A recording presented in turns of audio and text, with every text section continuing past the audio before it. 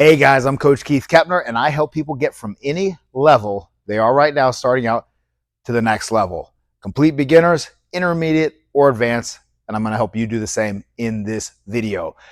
A lot of people struggle with this, keeping their hands up. How can you keep your hands up without getting tired? And let me tell you a little secret, it's not better conditioning. Yes, conditioning is important.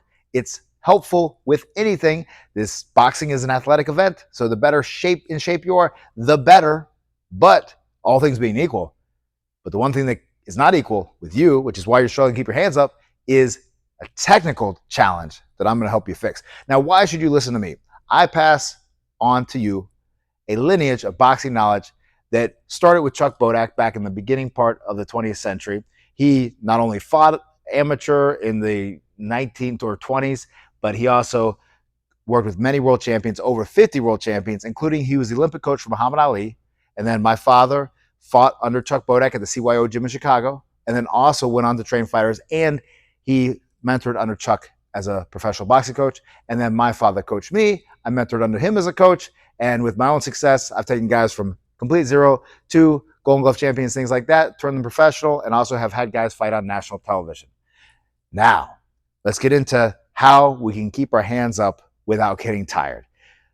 By the way, as well, with my own boxing experience, I had Lyme disease while I was trying to box. I actually was legally disabled for a short time because of Lyme disease. So Lyme disease, if you don't know a lot about it, it affects you mentally and physically, your whole nervous system, makes you tired as hell. So I had to learn how to keep my hands up without very good conditioning because I was sick as hell trying to box.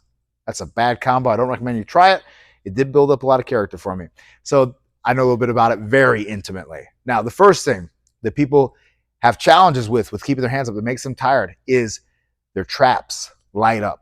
The second you tell someone to put their chin down, most time this happens. They start shrugging, or they do hands up, and the moment you say hands up, boom, the shoulders come up, which mean what? The traps are lighting up.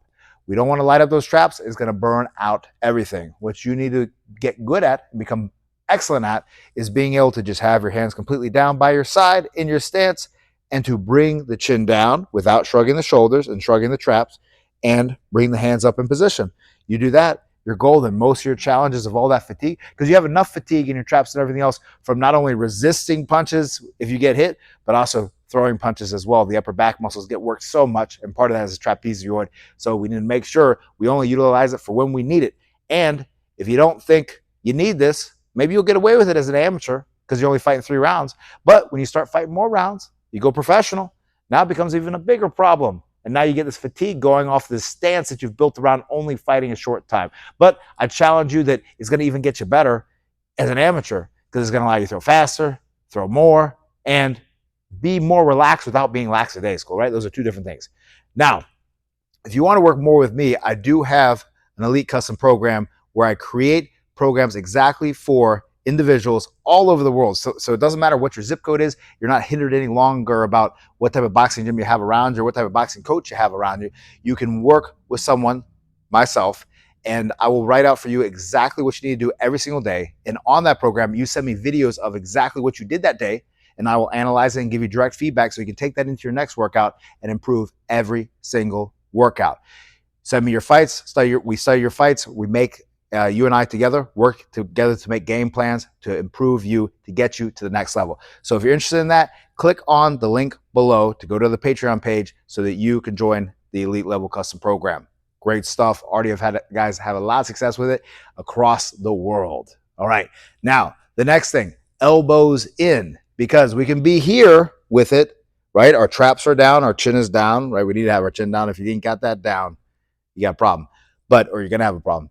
So we were here, but our elbows are flaring out. Now, of course, you get hit by body shots. That's no good. And also, I can give you a list of fighters, boxers that are here and still do okay. They still do okay. But if you're having trouble with getting tired, getting hit to the body, but also just getting tired, going the distance, doing enough rounds, you need to put those elbows in. The way that my dad described it was it's like curling a weight. And that goes right back to the idea of the trap as well. Because you don't curl a weight and go like that, do you? You just go here, right? Side up in your stance, curl the weight. Boom. Right there. And we're good to go. The elbows are resting on the side. Now let's talk about a little nuance about where they rest. I had a boxer. He actually went on to be a professional fighter, undefeated. And when he was first starting out, I told him, elbows on your side, right? I was only about 5 years into coaching this time. And he would put them on the side, and they'd be like this, right? Now, what's wrong with this? You're wide open. You need to bring everything in a little bit. So it's kind of where your floating rib is, right? Right below your nipple right there. You want to almost lay it there like you're doing a curl on one of those like curl, whatever platforms those are called. I'm not a weightlifter. I lift weights, but I'm not a weightlifting coach. This thing here, isolated preacher curls. There we go, the preacher curl thing. So almost like that here, boom, so that the elbow is a little bit in, because we want to make sure we protect those ribs and, of course, get a little bit closer to the center and not so much worry about being back here because we're wide open. We might as well, be like this at that point. And as well, they can't hit our back, so therefore we need to minimize as much of this as we can. So therefore we need to crunch that up together a little bit without being tense. The shoulders are rounded, which means they just curve over like you're slouching. They are not pulled back and proud because now you're more open, all right? Very important concepts there. And guess what? You can keep your hands up for a very long time, just like this. Because right now, nothing is supporting my hands up except for one muscle, my biceps. My biceps are slightly activated because if they weren't activated, boom, that would happen. But right now, I am just relaxed right here. Hands are up. If my chin comes down, oh, guess what? Now my hands are up to my face. If I'm boxing like this, yeah, I got to be like that because my head's up here. But how about we compact everything just a little bit? Just a little bit. Be a little smaller. Don't you want to be a smaller target? I don't know about you, but if I'm trying to shoot a target, the target's smaller, it's harder to hit. Same thing applies with this thing called boxing. It all applies. It's all the same stuff. All right, so our elbows are in. Guess what? Now you're going to keep your hands up all day long without having trouble. A lot of times when I box, because, again, I had Lyme disease for most of the time when I boxed, which is why I didn't have much success. Maybe I wasn't that talented, but I also was freaking sick as hell.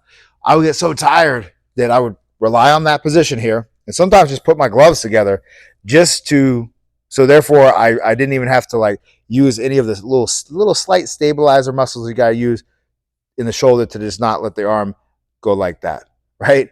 So just even like the muscles to control that, boom, I'll just put it here. So therefore, at least my hands were up for a second, and then there, I can get the shots off quicker, right? Down here, there's benefits to boxing from here, benefits to boxing from here, benefits to boxing from here sometimes.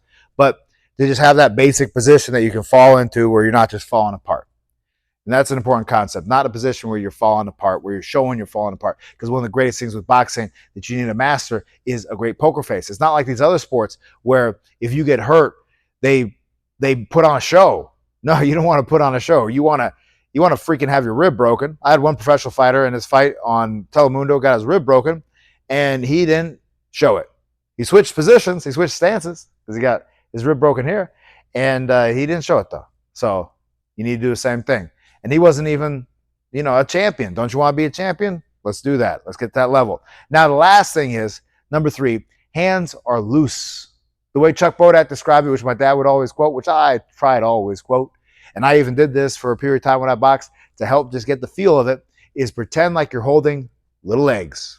Little eggs. So if I had an egg in both my hands, I would just have a cup like this. It's not splayed open. It's not clenching.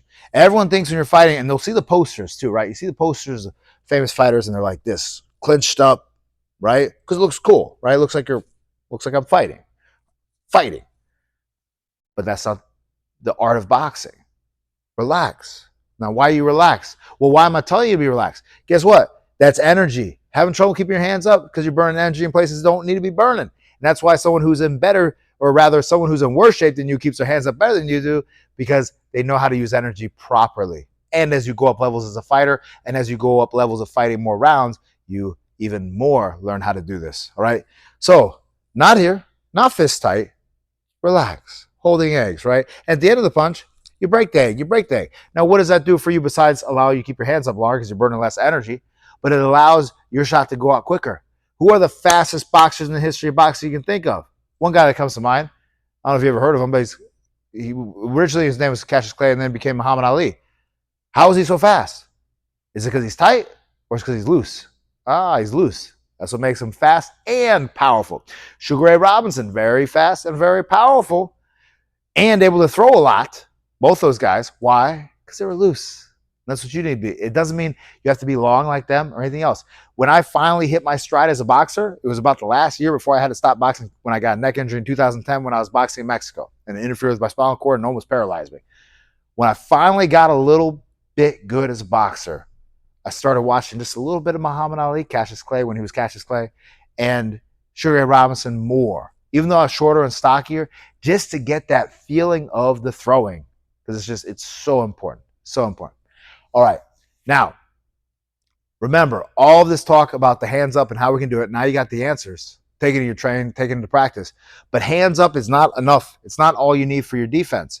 I've heard coaches say hands up is like a cheat code. It's not a cheat code. Now, it is a cheat code against an uneducated puncher.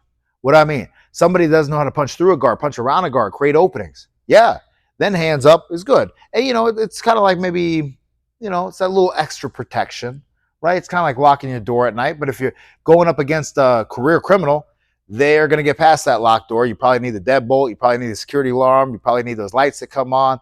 You need more. And you also need a gun too, right? But that's another topic. Now, we got our hands up, but that's not enough. We need to know how to use our hands defensively, and we need to know how to optimize our defense. And in order to do that, you need to watch this video right here where I explain it all out and how you can actually drill it to get better at it. Also, if you enjoyed this video, a great way to support the channel is to buy me a cup of coffee. What does that mean? Go to the bottom, click the little heart with the $sign, drop a super thanks, and also drop a comment with that, guys. I really appreciate the support, and make sure you click on this video right here.